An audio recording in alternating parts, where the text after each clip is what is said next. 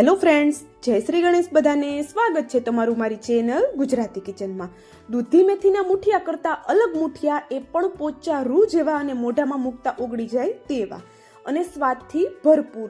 જે સ્વાદ રેગ્યુલર મુઠિયામાં નથી મળતો ને તે સ્વાદ આપણે આ મુઠિયામાં ભરપૂર મળી રહેશે. અને સારી વાત કહું, બસ થોડી તૈયારી પહેલાં કરી લેશો ને તો માત્ર 10 જ મિનિટમાં બની જશે. નથી લોટ બાંધવાનો, નથી કાચા કે ચીકણા બનવાની બીક. જો તમારા મુઠિયા સારા ન બનતા હોય તો આ રીત એકવાર ચોક્કસ ટ્રાય કરી જુઓ. બધા કહેશે તમારા જેવા મુઠિયા તો કોઈના બને જ નહીં. તો એકદમ આ નવા મુઠિયા એકવાર ચોક્કસ ટ્રાય કરજો. તો એના માટે આપણે અહીંયા અડધો કપ જેટલા કાચા ચોખા લીધા છે.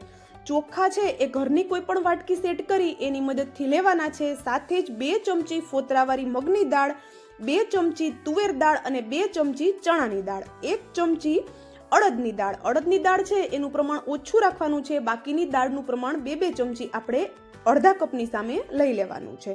તો હવે આપણે આ બધી વસ્તુને મિક્સ કરી એને કપડાથી સરસ એવી સાફ કરી અને આપણે અહીંયા એક ગેસ પર કડાઈ ચડાવી દીધી અને કડાઈમાં આપણે આ દાળ અને જે ચોખા છે એને સરસ એવા શેકવાના છે. તો ગેસની ફ્લેમ આપણે હાઈ રાખી શકીએ છીએ, કારણ કે આ દાળ અને ચોખાને આપણે સતત ફેરવતા રહી અને શેકવાના છે, જેથી કરીને બધી સાઈડથી એક જ સરખા શેકાઈ જાય. તો જો આ દાળ ચોખા છે એને શેકાતા બિલકુલ વાર નથી લાગતી. અહીંયા તમે જોઈ શકો છો એનો કલર ચેન્જ નથી થયો, પણ એમાંથી સરસ એવી સુગંધ આવવા લાગે એટલે આપણે સમજી જવાનું કે આપણે દાળ ચોખા શેકાઈ ગયા છે.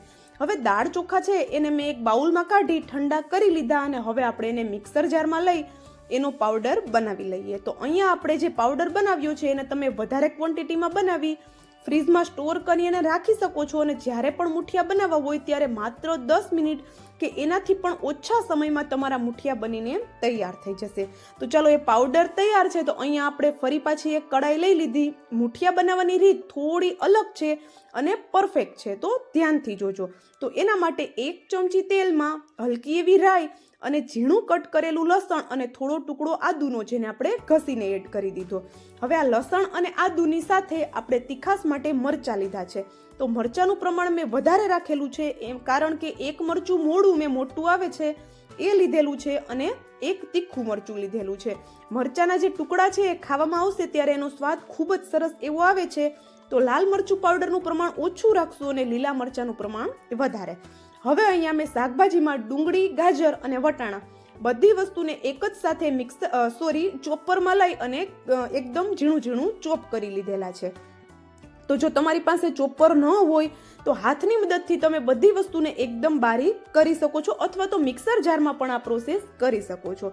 હવે અહીંયા 1 કપ જેટલું એકદમ ઝીણું કટ કરેલું પાલક એડ કરી દીધું. સાથે 1 મુઠ્ઠી જેટલી લીલી મેથી, જેને બારીક કટ કરીને આપણે એડ કરેલી છે. પાલકનું પ્રમાણ વધારે રાખેલું છે, કારણ કે પાલકથી મુઠિયા આપણા છે એકદમ સોફ્ટ બનશે. અને આ જે રીત છે એનાથી તમારા મુઠિયા અંદરથી કાચા, ચીકણા કે કડક બિલકુલ નથી બનવાના. એનું કારણ પણ હું તમને આગળ વિડીયોમાં જણાવું છું. હવે આ બધા શાકભાજી છે એને બિલકુલ આપણે કૂક નથી કરવાના. મિક્સ કરી અને તરત જ એમાં મસાલા કરશું. તો મસાલામાં સ્વાદ પ્રમાણે મીઠું, અડધી ચમચી જેટલી હળદર, અડધી ચમચી જેટલું લાલ મરચું પાવડર અને અડધી ચમચી જેટલી હિંગ એડ કરેલી છે. સાથે જ ગુજરાતી મુઠિયા છે એટલે ખાંડ તો હોય જ છે, તો 1 ચમચી જેટલી ખાંડ એડ કરી દીધી. ખાંડનું પ્રમાણ તમે તમારી રીતે વધારે ઓછું કરી શકો છો, પણ ગુજરાતી મુઠિયા છે જો ખાટા, મીઠા અને તીખા હશે તો જ ખાવામાં ટેસ્ટી લાગશે, નહીતર લોટ ખાતા હોય એવું લાગતું હોય છે. હવે બધું મિક્સ કરી દીધું. હવે બિલકુલ આપણે આને કૂક નહીં કરીએ અને તરત જ આપણે એમાં પાણી એડ કરીએ. તો ઘરની કોઈ પણ વાટકી લઈ એની મદદથી આપણે અહીંયા 2 વાટકી જેટલું પાણી એડ કરી દીધેલું છે. તો આ 2 વાટકી પાણીની સામે આપણે કેટલો લોટ જોશે એ પણ હું તમને પરફેક્ટ માપ આગળ વિડીયોમાં જણાવું છું. હવે પાણીને મિક્સ કરી પાણી ઉકળે ત્યાં સુધી આપણે રાહ જોવાની છે.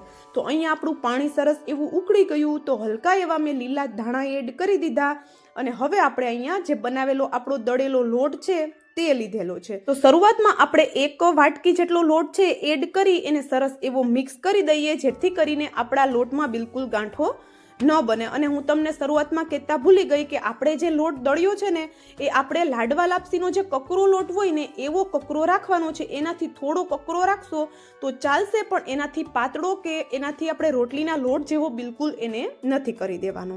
હવે મેં ફરી પાછો અડધો કપ લોટ એડ કર્યો એટલે ટોટલ અહીંયા 1.5 કપ લોટની સામે આપણે 2 કપ પાણી લેવાનું છે. તો તમારે જેટલા લોટના મુઠિયા બનાવવા છે ને એ પહેલાં માપી જોવાનું છે અને પછી એ પ્રમાણે અડધો કપ પાણી આપણે એક્સ્ટ્રા એડ કરી દેવાનું છે. અહીંયા આપણે એને થોડું જ મિક્સ કરશું તો આવો સોફ્ટ એવો લોટ બનીને તૈયાર થઈ જશે. હવે આ સ્ટેજ ઉપર આપણે ગેસની ફ્લેમ સ્લો કરી દઈએ અને શરૂઆતમાં આપણે દાળ ચોખા શેક્યા ત્યારે 70 થી 80% આપણા દાળ ચોખા શેકાઈ ગયા હતા અને 20% જેટલા અત્યારે આપણા જે લોટ છે એ કૂક થઈ ગયો. તો આપણે અહીંયા ઢોકળા બિલકુલ કાચા બનવાની તો બીક રહેતી જ નથી. તો હવે આપણે આ લોટ છે એને હલકો એવો ઠંડો કરી લઈએ અને પછી આપણે એમાંથી આગળની પ્રોસેસ કરવાની છે. તો આપણો લોટ ઠંડો થાય છે ત્યાં સુધીમાં જો વિડીયો તમને થોડો પણ પસંદ આવતો હોય તો વિડીયોને લાઇક, શેર અને ચેનલ પર નવા હોય તો જલ્દીથી ચેનલને સબસ્ક્રાઇબ કરી દેજો આવા જ નવા વિડીયો જોવા માટે. તો હવે આપણે આ લોટ છે એમાં ખટાશ બિલકુલ એડ નહોતી કરેલી. તો એના માટે લોટ ઠંડો થયો પછી આપણે અડધા કે પછી આખા લીંબુનો રસ એડ કરી દેવાનો છે તમારા ટેસ્ટ પ્રમાણે. હવે લીંબુનો રસ એડ કરી બધું સરસ એવું મિક્સ કરવાનું છે. લોટને એકદમ મસળી અને ભેગો નથી કરવાનો. હવે એમાંથી હું અહીંયા એકદમ નાની સાઈઝના આ રીતે રોલ બનાવી લઉં છું. તમે મોટી સાઈઝના જે મુઠિયા આપણે બનાવતા હોય નોર્મલ એ રીતે પણ બનાવી શકો છો, પણ આ રીતે નાની સાઈઝના મુઠિયા બનાવશું તો એને આપણે કટ કરવાની બિલકુલ ઝંઝટ નહીં રહે. તો અહીંયા આપણા બધા જ મુઠિયા અમે એ રીતે બનાવી લીધેલા છે અને સાઈડમાં આપણે અહીંયા પાણી પણ ગરમ થવા માટે રાખી દીધું હતું. તો હવે આ સ્ટીમર છે એમાં બધા મુઠિયા ગોઠવી દઈએ અને તમે જોઈ શકો છો મુઠિયા છે મેં નાના પાતળા બનાવેલા છે. આવી રીતે પાતળા મુઠિયા બનાવશું એટલે ખાવામાં ખૂબ મજા આવશે અને દેખાવમાં પણ સારા લાગશે. અને અહીંયા તમે જોઈ શકો છો બધા મુઠિયા મેં ગોઠવી દીધા અને હવે આપણે આને ઉપરથી કવર કરી દઈએ અને માત્ર 5 જ મિનિટ આપણે આને સ્ટીમ થવા દેવાના છે, કારણ કે ઓલમોસ્ટ આપણી બધી વસ્તુ કૂક થયેલી જ છે. તો 5 મિનિટ પછી ખોલીને જોઈએ છીએ તો મુઠિયાનો કલર હલકો એવો ચેન્જ થઈ ગયો છે અને સરસ એવા એ હલકા ફૂલી પણ ગયા છે. તો હવે આને ગરમમાં આપણે ટચ નહીં કરીએ, હલકા એવા ઠંડા થવા દઈએ. ત્યાં સુધીમાં આપણે એનો એક વઘાર કરીએ. જો અહીંયા વઘાર કરવો ઓપ્શનલ છે, જો તમારે કરવો હોય તો કરી શકો છો વઘાર, બાકી વઘાર વગર પણ એમ જ તમે આને ખાઈ શકો છો, કારણ કે એક વઘાર આપણે પહેલા કરી લીધેલો છે. તો અત્યારે વઘાર કરીએ છીએ એમાં અડધી કે 1 ચમચી તેલમાં અડધી ચમચી રાઈ, અડધી થી 1 ચમચી જેટલા સફેદ તલ એડ કરી દઈએ. મીઠા લીમડાના પાન એડ કરી આ વઘારને સરસ એવો થવા દઈએ. હલકી એવી મેં અહીંયા હિંગ પણ એડ કરી દીધેલી છે.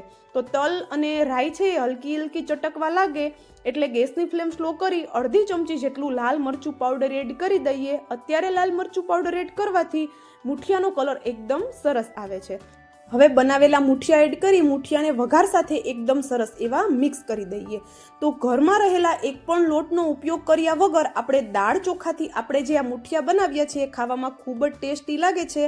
તો ચોક્કસથી રેસીપી ટ્રાય કરજો અને મને કોમેન્ટ કરીને પણ જરૂરથી જણાવજો કે તમે મારો આ વિડીયો ક્યાંથી જોઈ રહ્યા છો. તો અહીંયા આપણા મુઠિયાનો વઘાર પણ થઈ ગયો છે અને ગરમા ગરમ આ મુઠિયા સાંજના જમવામાં બનાવો કે પછી સવારના નાસ્તામાં ચા સાથે ખાઓ કે ચટણી સાથે ખૂબ જ ટેસ્ટી એવા લાગે છે. તો રેસીપી ચોક્કસ ટ્રાય કરજો. તો ચાલો હવે મળશું આવા જ એક નવા વિડીયો સાથે. ત્યાં સુધી જય શ્રી ગણેશ બધાને and thank you for watching.